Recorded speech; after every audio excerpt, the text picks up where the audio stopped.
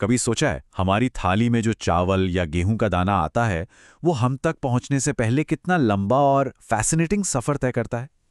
ये कहानी है एक नन्हे से बीज की, जो जमीन में बोने से लेकर हमारे मुंह का निवाला बनने तक एक पूरी जर्नी जीता है।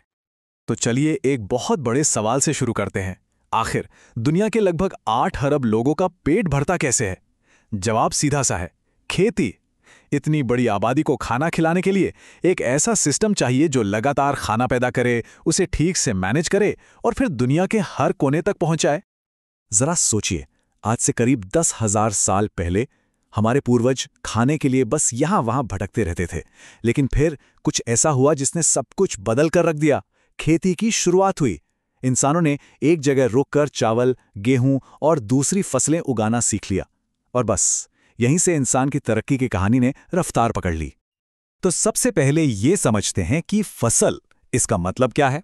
देखिए, जब एक ही तरह के पौधे, मान लीजिए गेहूं, किसी एक जगह पर बहुत बड़े स्केल पर उगाए जाते हैं तो उसे ही हम फसल या क्रॉप कहते हैं।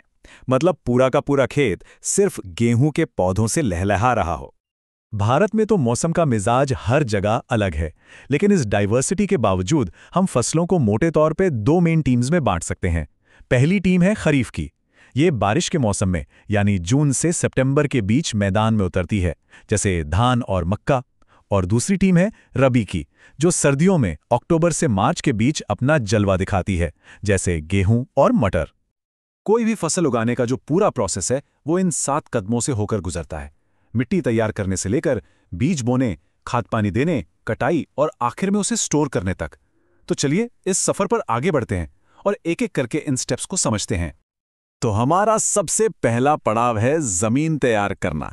ये किसी भी फसल की कामयाबी की, कह सकते हैं, पहली और सबसे जरूरी सीढ़ी है। एक भी बीज बोने से पहले मिट्टी को पौधे के लिए एक मजबूत नींव की तरह तैयार किया जाता है।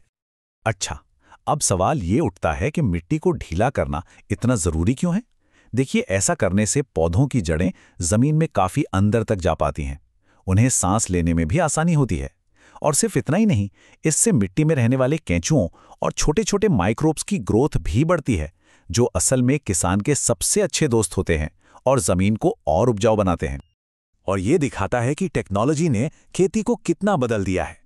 कहाँ वो जमाना था जब बैलों से हल चलाया जाता था, और कहाँ आज का दिन जब ट्रैक्टर से चलने वाले कल्टीवेटर ने उसकी जगह ले ली है। इससे किसानों की मेहनत तो बचती ही है, साथ में उनका कीमती वक्त भी बचता है। मिट्टी तो तैयार हो गई, अब बारी आती है बुवाई की। और इसकी शुरुआत होती है एक बहुत जरूरी चॉइस से। अच्छी पैदावार के लिए सबसे बढ़िया क्वालिटी के साफ और हेल्दी बीजों को चुनना, क्योंकि पूरी फसल का भविष्य इसी एक फैसले पर टिका होता है। तो सवाल यह है कि एक किसान को कैसे पता चलता है कि कौन से बीज अच्छे हैं और कौन से खराब? इसका तरीका बड़ा ही सिंपल और इंटरेस्टिंग है। बस बीजों को पानी में डाल दो। जो खराब या डैमेज बीज होते हैं ना, वो अंदर से खोखले होने की वजह से हल्के होते हैं और पानी के ऊपर तैरने लगते हैं, जबकि अच्छे और भारी बीज नीचे बैठ जाते हैं। है ना आसान? बुआई के टूल्स में भी जबरदस्त बदलाव आया है। पहले वो फनल जैसे ट्रेडिशनल औजार इस्तेमाल होते थे, लेकिन अब उनकी जगह ले ली है मॉडर्न सीड ड्रिल ने। ये मशीन न सिर्फ बीजों को एक बराबर दूरी और सही गहराई पर बोती है, बल्कि उन्हें ऊपर से मिट्टी से ढक भी देती है ताकि पक्षी उन्हें खा ना सकें। कमाल की चीज है। तो बीज अब जमीन में है, लेकिन कहानी का अगला चैप्टर अब शुरू होता है, उसे पालना पोसना। ठीक वैसे ही जैसे एक बच्चे को बड़ा होने के लिए खाना पानी चाहिए, फसल को भी न्यूट्रिएंट्स और पानी की जरूरत होती है। अब एक बहुत ही इंटरेस्टिंग चीज समझते हैं, फर्टिलाइजर और मैन्योर, यानी खाद के बीच का फर्क। देखिए, फर्टिलाइजर फैक्ट्रियों में बना एक केमिकल होता है जो नाइट्रोजन, फास्फोरस और पोटेशियम जैसे खास न्यूट्रिएंट्स देता है।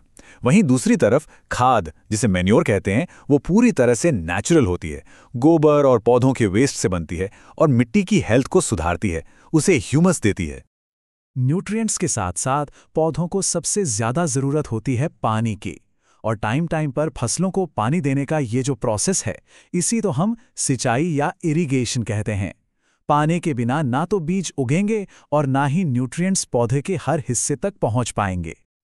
और अच्छी बात यह है कि आज हमारे पास सिंचाई की ऐसी मॉडर्न टेक्निक्स हैं जो पानी की हर बूंद का हिसाब रखती हैं, जैसे कि स्प्रिंकलर सिस्टम। इसमें घूमते हुए नोजल्स बारिश की तरह पानी छिड़कते हैं। और दूसरा है ड्रिप सिस्टम, जिसमें पानी बूंद बूंद करके सीधा पौधों की जड़ों में गिरता है। ये तरीका उन इलाकों के लिए तो किसी वरदान से कम नहीं है जहां पानी की किल्लत है। फसल अब बड़ी हो रही है, लेकिन इसके साथ ही उस पर कुछ खतरों का साया भी मंडराने लगता है। अब हम अपनी कहानी के उस मोड़ पर हैं जहां फसल को बचाना है और फिर उसकी कटाई करनी है, जो कि महीनों की मेहनत का फल होता है। और इसमें सबसे बड़ा खतरा होता है खरपतवार का। ये वो बिन बुलाए मेहमान पौधे हैं जो फसल के साथ अपने आप उग जाते हैं, और ये पानी, न्यूट्रिएंट्स, जगह और धूप के लिए हमारी मेन फसल के साथ कंपटीशन करने लगते हैं। इनसे छुटकारा पाने के लिए या तो इन्हें हाथ से निकाला जाता है, जिसे वीडिंग कहते हैं, या फिर वीडीसाइड्स नाम के केमिकल्स का छिड़काव किया जाता है। महीनों की देखभाल और जी तोड़ मेहनत के बाद आखिरकार वो पल आता है जिसका किसान को बेसब्री से इंतजार होता है, कटाई। जब फसल पूरी तरह पक जाती है तो उसे काटा जाता है, और ये पल किसानों के लिए किसी त्योहार से कम नहीं होता। कटाई के तरीकों में भी जमीन आसमान का फर्क आ चुका है। कहाँ पहले किसान हाथ में दरांती लेकर कटाई करते थे, और कहाँ अब ये विशाल मशीन, जिसे कंबाइन कहते हैं। ये कटाई, थ्रेशिंग मतलब अनाज को भूसे से अलग करना और साफ सफाई सब कुछ एक साथ ही कर देती है। ये सच में दिखाता है कि टेक्नोलॉजी ने कितनी जबरदस्त तरक्की कर ली है। लेकिन ठहरिए, सफर अभी खत्म नहीं हुआ है। फसल कट तो गई, लेकिन उसे आने वाले वक्त के लिए सुरक्षित रखना भी उतना ही जरूरी है। तो चलिए अब जानते हैं भंडारण यानी स्टोरेज के बारे में। देखिए, सबसे जरूरी बात यह है कि अगर अनाज को ठीक से स्टोर ना किया जाए तो नमी, कीड़े, चूहे ये सब मिलकर पूरी मेहनत पर पानी फेर सकते हैं। तो इससे बचने के लिए सबसे पहले अनाज को धूप में अच्छी तरह सुखाया जाता है ताकि उसकी नमी खत्म हो जाए। फिर उसे जूट की बोरियों में, मेटल के बिन्स में या फिर बहुत बड़े स्केल पर साइलोज और अन्य भंडारों में महफूज रखा जाता है। तो इस पूरी प्रक्रिया का नतीजा क्या निकलता है? आंकड़े बताते हैं कि खेती के इन मॉडर्न तरीकों का इस्तेमाल करके हर एकड़ में 20 से 25 क्विंटल तक गेहूं पैदा होता है। ये इन सभी कदमों की कामयाबी का एक ठोस सबूत है। तो इस पूरी बातचीत का सार यही है कि हमारी लगातार बढ़ती आबादी का पेट भरने के लिए हमें खेती के इन मॉडर्न और साइंटिफिक तरीकों को अपनाना ही होगा। हमारे फ्यूचर की फूड सिक्योरिटी इसी पर डिपेंड करती है।